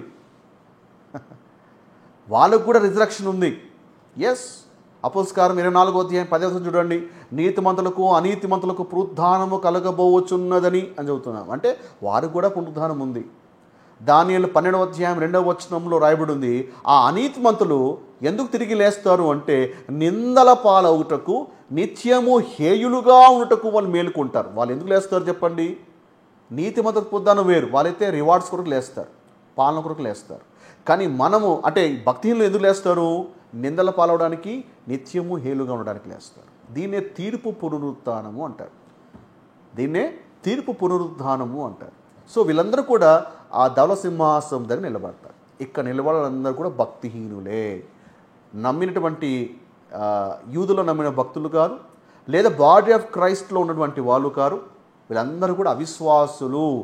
ధవల సింహాసనం దగ్గర మనం నిలబడము, ఇది మన గుంపు కాదు అని గుర్తుపెట్టుకోవాలి. ఎవరైతే యేసును త్రోసేస్తారో, ఎవరైతే దేవుని నమ్మరో, ఎవరైతే అవిధులుగా ఉంటారో వాళ్ళందరూ అక్కడ నిలబడతారు. అర్థమైందా? సో అక్కడ దేవుడు వరకు తీర్పు తీరుస్తాడు. తీర్పు తీర్చి అప్పుడు దేవుడు ఈ బ్యాచ్ అంతటినీ కూడా మరి అగ్నిగుండంలోకి వేస్తాడు. దాన్ని రెండవ మరణము అని అంటారు. వాళ్ళు ఎప్పటికీ అక్కడే అగ్నిగుండంలో ఉండాల్సిందే. మరణము, మృతుల లోకము అగ్నిగుండంలో పడవేయబడిను. అగ్నిగుండము రెండవ మరణము అనేది అక్కడ మనం చూస్తూ ఉన్నాం. సో మొత్తం 3 గుంపులు ఉన్నాయి. మానవుడు శాశ్వతముగా నిత్యము గడిపే స్థలాలు మొత్తం ఎన్ని చెప్పండి? మొత్తం 3. మొదటిదేమో ఎర్త్లీ రెలం అంటే భూలోకము. ఇది ఎవరికి? ఇది కేవలము యూదులకి, ఓకే, ఇజ్రాయెల్ ప్రజలకి, యూదులకి, అబ్రహాం సంతతి వారికి అది వాగ్దానం చేయబడింది. వాళ్ళ ద్వారా భూమి దేవునితో సమాధాన పడుతుంది. ఓకే, అది నూతన భూమి. రెండవది పరలోకం, ఎర్త్లీ హెవెన్లీ రెలం. ఇది ఎవరికి? కృపాకాలంలో ఎవరైతే రక్షించబడతారో వాళ్ళందరూ, ఈ గ్రూప్ అంతా కూడా అక్కడికి వెళ్తారు. ఇక మూడవది లేక్ ఆఫ్ ఫైర్, అగ్నిగుండము. ఇది ఎవరికి అంటే దిస్ ఈజ్ ఫార్ అన్బిలీవర్స్. ఇది అవిశ్వాసం. Praise God. సో 3 గ్రూప్స్ని మీ ముందు ప్రజెంట్ చేశాను. సో మీరు ఏ గుంపులో ఉన్నారో తెలుసుకోవడం చాలా ముఖ్యం. ఈ విషయాలన్నీ తెలుసుకోవడం ఇంకా ఇంకా ముఖ్యం. ఏమిట్రా, ఈ యొక్క టాపిక్ ద్వారా మీరు బ్లెస్ అయ్యారని, దీవించబడ్డారని నేను నమ్ముతున్నాను. ఇవి తెలుసుకోవడం ఎందుకు ముఖ్యమంటే డాక్టరీన్స్ అనేది ఫౌండేషన్ లేకపోతే నువ్వు ఎంత పెద్ద బిల్డింగ్ కట్టినా కూడా ఉపయోగం లేదు. ఫస్ట్ ఫౌండేషన్ కరెక్ట్గా ఉండాలి, డాక్టరీన్స్ కరెక్ట్గా ఉండాలి. ఈరోజు పిచ్చాపాటి బోధలు ఎక్కువైపోయినాయి, పిచ్చి పిచ్చి ప్రసంగాలు ఎక్కువైపోయినాయి. సో అక్కడ వచనం, ఇక్కడ వచనం, అక్కడ వచనం తీసుకొచ్చి ఒక చక్కగా కథలాగా చెప్పి జనాలకు బోధ చేసేస్తున్నారు. Rightly dividing is very very important. ఈరోజు సంఘం ఎందుకు ఎత్తబడుతుందో చాలామంది తెలియదు, ఎత్తబడినాక ఏమవుతుందో చాలామందికి తెలియదు. Church is ignorant. పౌలు పత్రికలు చాలా చోట్ల చెప్పట్లేదు, చెప్పినా కూడా కరెక్ట్గా డివైడ్ చేసి చెప్పట్లేదు. సో వీటిని తెలుసుకోవడం చాలా చాలా ఇంపార్టెంట్. అలాగే నేను చేసేటువంటి ప్రతి వీడియో మీకు తెలియాలంటే దయచేసి నా ఛానల్ ఫాలో అవ్వండి. అండ్ ఈ వీడియో మీకు నచ్చింది, కొంచెం నేర్చుకున్నారు, కొన్ని విషయాలు మీకు అర్థమయ్యాయి అంటే మీ స్పందన సమయం తీసుకొని కింద కామెంట్ బాక్స్లో తెలియజేయండి. ప్రశ్నలు ఉన్న కామెంట్ బాక్స్లో తెలియజేయండి, వాటన్నిటికీ నేను జవాబిస్తాను. సో సబ్జెక్ట్ ఇంత అయిపోలేదండి, ఇంకా చాలా సబ్జెక్ట్స్ ఉన్నాయి. ఈ రైట్లీ డివైడింగ్ అనేది చాలా ఏళ్ళు పడుతుంది, ఎందుకంటే అన్ని సబ్జెక్ట్స్ని మనము ఇక సిరీస్లో కవర్ చేయబోతున్నాం. సో సిస్టమేటిక్గా ఫాలో. నా వీడియోస్ అన్నీ కూడా అక్కడ ర్యాండమ్గా అక్కడ ఒకటి ఇక్కడ తీసుకుంటే మీకు ఏమీ అర్థం కాదు. నా సిరీస్ని సిస్టమేటిక్గా ఫాలో అవ్వాలి. సో ఆ ఫాలో అవుతేనే మీకు సబ్జెక్ట్ చాలా క్లారిటీగా మీకు అర్థమవుతుంది. And thanks for watching. ఈరోజు చాలా ఓపిక్గా ఈ వీడియోని పూర్తిగా విన్నందుకు నిజంగా మిమ్మల్ని అప్రిషియేట్ చేస్తున్నాను. మీరు నేర్చుకున్నారా? దయచేసి మీ సంఘాలకు బోధించండి, మీ గ్రూప్స్కి టీచ్ చేయండి, మీ విశ్వాసాలని వాళ్ళకి బోధించండి. అనేకులు అజ్ఞానంలో ఉన్నారు, వాళ్ళందరినీ కూడా సత్యం వైపు నడిపించండి. ఆమేన్. So thank you and hope you are blessed. Next వీడియోలో మరొక టాపిక్, ఈ సిరీస్లోనే మరొక టాపిక్తో కలుద్దాం. అందరికీ స్టే బ్లెస్డ్. God bless.